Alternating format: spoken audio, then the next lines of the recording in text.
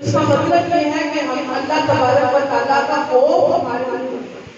اسی طریقے سے دیگر آیات جو آپ کے ارشاد فرمائے، تو ہم نے اللہ تبارک و تعالیٰ سے ڈرنا ہے تو ان چیزوں پر غور کریں۔ زبان سے تو کہتے ہیں کہ ہم اللہ تبارک و تعالیٰ سے بہت ڈرتے ہیں، زبان سے تو بہت دعوے کرتے ہیں، مگر اس پر دلیل جب تک ہمارے پاس نہیں ہوگی ہم اپنے دعوے کے اندر سچے نہیں رہیں گے۔ ہمیں اللہ تبارک و تعالیٰ نے جن چیزوں کو کرنے کا حکم دیا ہے ان چیزوں کو کرنا پڑے گا، اور جن چیزوں سے اللہ تبارک و تعالیٰ نے ہمیں منع کیا ہے ان چیزوں سے ہمیں منع ہوگا۔ اللہ تبارک و تعالیٰ انسانوں کے ساتھ بالخصوص امت محمدیہ کے ساتھ بہت محبت کرتا ہے، اور اس محبت کی ایک علامت یہ ہے کہ اللہ تبارک و تعالیٰ نے اپنے بندوں کو خوف اور بخشش یہ عطا فرمائی ہے۔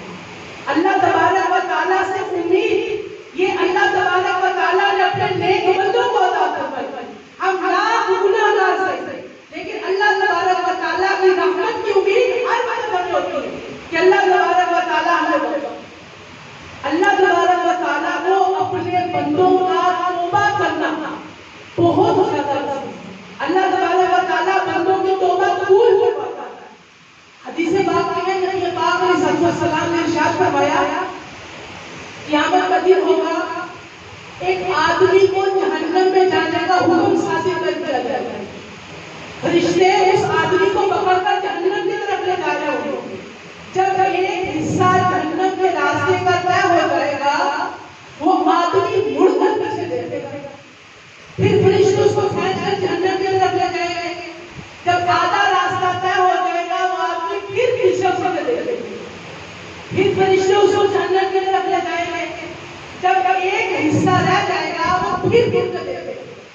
تو اللہ تبارک و تعالیٰ فرشتوں کو ارشاد فرمائے گا اسے واپس لے کر۔